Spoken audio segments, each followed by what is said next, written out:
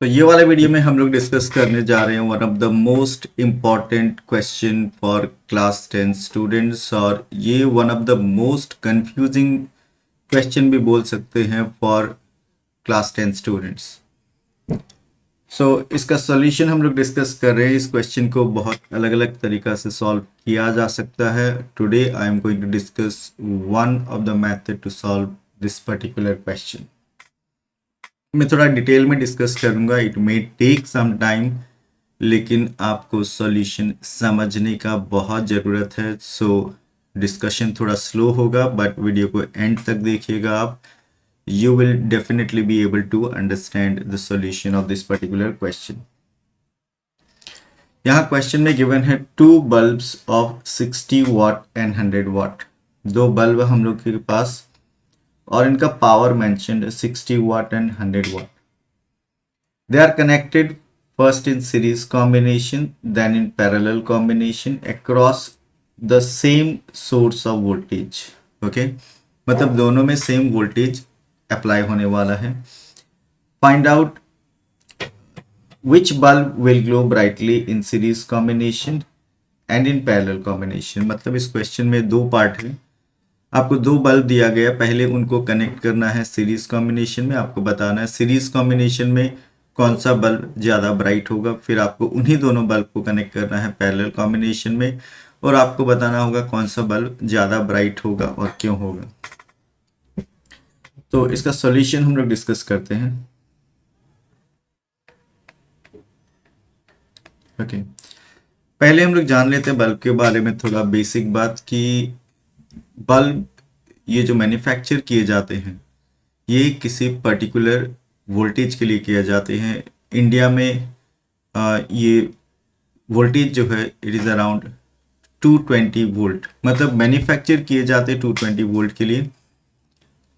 और अलग अलग कंट्री में अलग अलग है, यूएस में 110 वोल्ट के लिए। तो एक बल्ब को मैन्युफैक्चर करते वक्त किस वोल्टेज के लिए इसको मैन्युफैक्चर किया जाता है? 220 वोल्ट के लिए। तो हम लोग मान लेते हैं कि दोनों बल्ब को मैन्युफैक्चर किया गया है 220 वोल्ट के लिए, मतलब वोल्टेज जो सप्लाई होगा दोनों बल्ब के लिए सेम ही होगा। तो हम लोग दोनों बल्ब का इंडिविजुअली रेजिस्टेंस फाइंड आउट कर सकते हैं।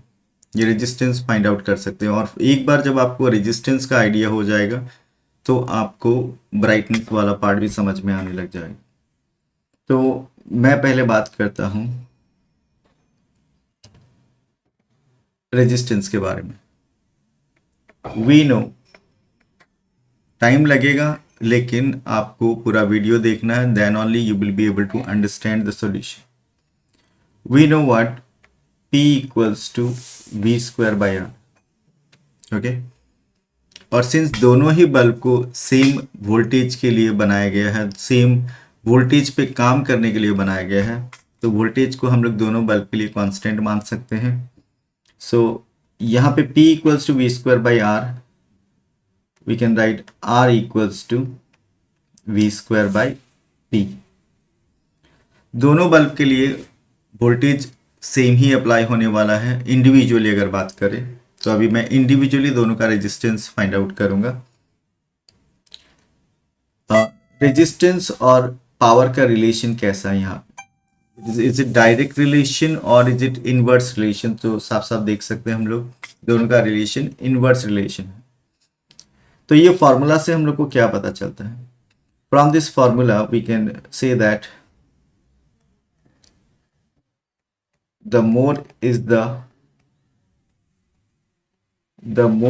the power of a bulb,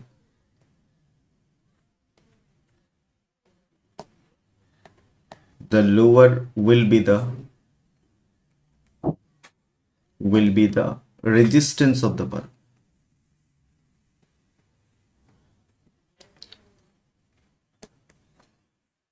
More is the power of the bulb, the lower will be the resistance of the bulb. Power ज़्यादा तो resistance come, and vice versa. तो 60 वाट और 100 वाट में किसका power ज़्यादा? 100 वाट का, तो रेजिस्टेंस कम। और 60 वाट 100 वाट में किसका पावर कम? 60 वाट का, तो रेजिस्टेंस ज़्यादा।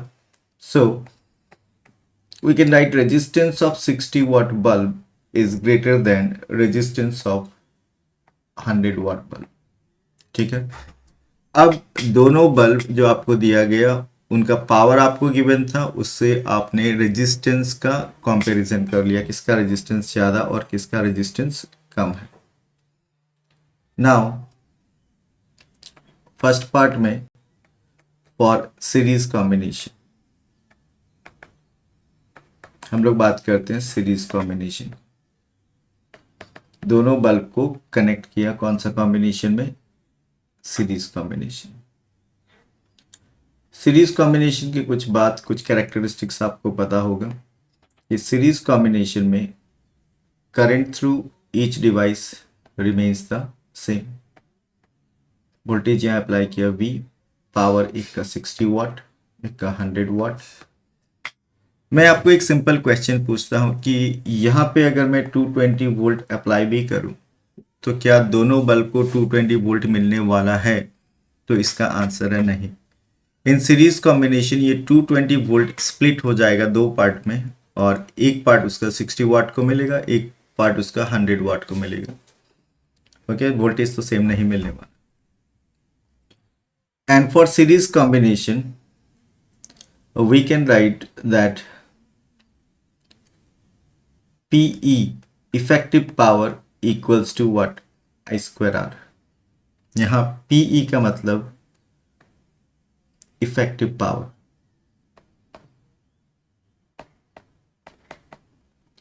इफेक्टिव पावर, मैं यहाँ इफेक्टिव पावर क्यों बोल रहा हूं कि जिस पावर के लिए बल्ब को डिजाइन किया गया वो पावर बल्ब दे पाएगा कि नहीं वो डिपेंड करता है उसको वो रेटेड वोल्टेज मिलेगा कि नहीं, 220 वोल्ट उसको मिलेगा कि नहीं। 220 वोल्ट अगर उसको नहीं मिल रहा है तो वो अपना जिस पावर के लिए उसको डिजाइन किया गया वो पावर डिलीवर नहीं कर पाएगा। So and you should know one more thing, एक चीज और आपको पता होना चाहिए, that brightness of bulb is directly proportional to the effective power of the bulb,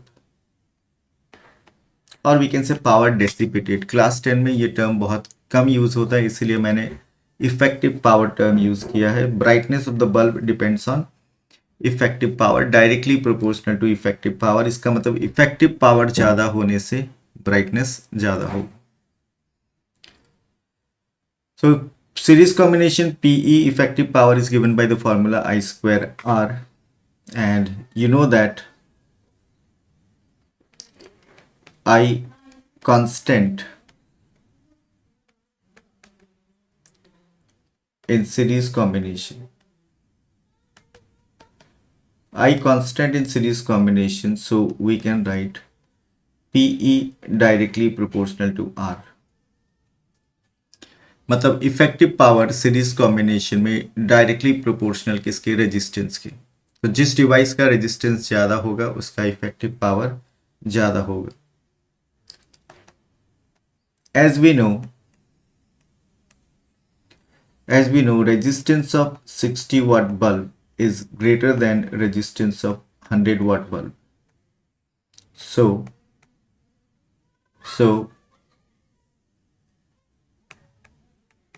effective power, okay, effective power of 60 watt bulb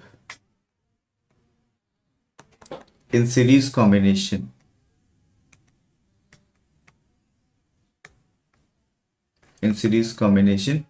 so effective power of 60 watt bulb in series combination is more than the effective power. So effective power of 60 watt bulb in series combination is more than effective power of 100 watt bulb, and so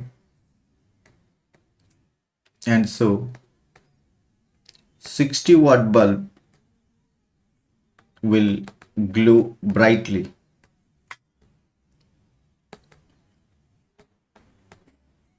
in series combination.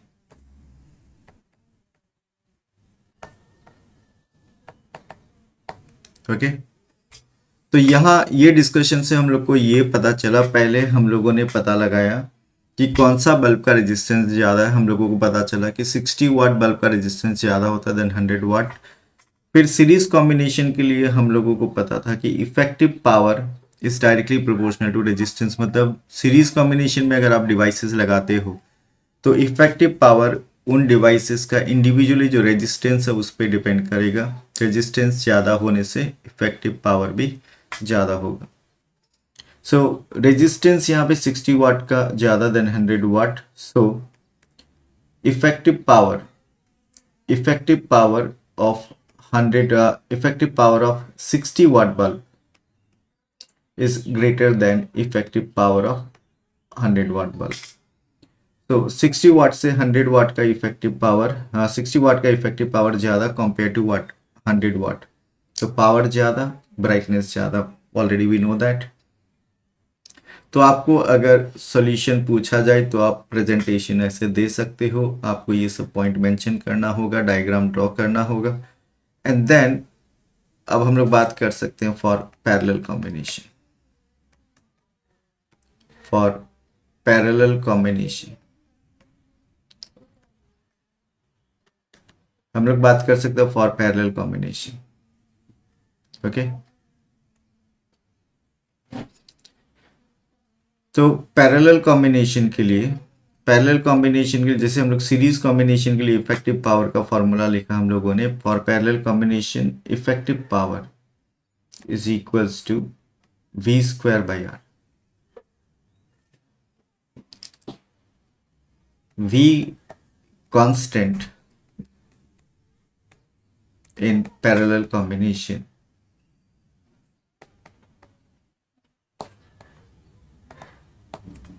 so we can write effective power is inversely proportional to resistance. Effective power is inversely proportional to resistance. ये पता चल गया। So effective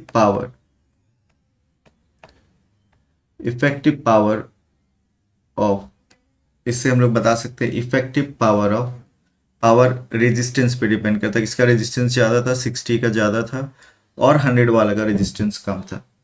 तो effective power of resistance कम तो power ज़्यादा। 100 watt bulb is more than the effective power of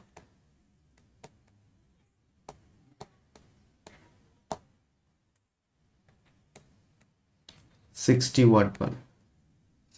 Effective power of 100 watt bulb is more than the effective power of 60 watt bulb. Okay. Since resistance of 60 watt bulb is greater than resistance of 100 watt bulb. So 100 watt bulb will glow brightly in parallel combination.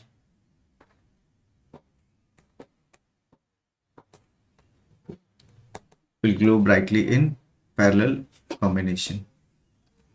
Okay. तो ये discussion से हम लोगों ने क्या समझा?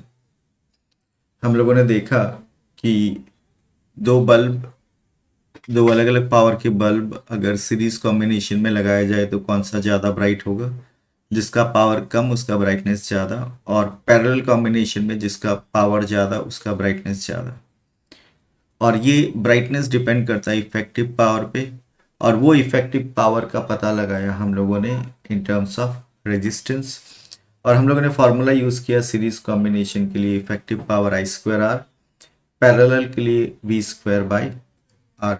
Series में I constant होता है और पैरेलल में V कांस्टेंट होता है।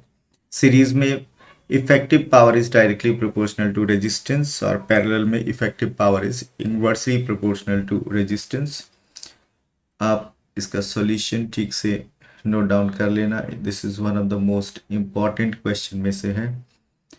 तो आप स्क्रीनशॉट ले सकते हो एक एक पेज का and then you can note it down properly. Okay, और अगर आपको सॉल्यूशन समझ में आया है और कोई भी डाउट है तो आप कमेंट कर सकते हो।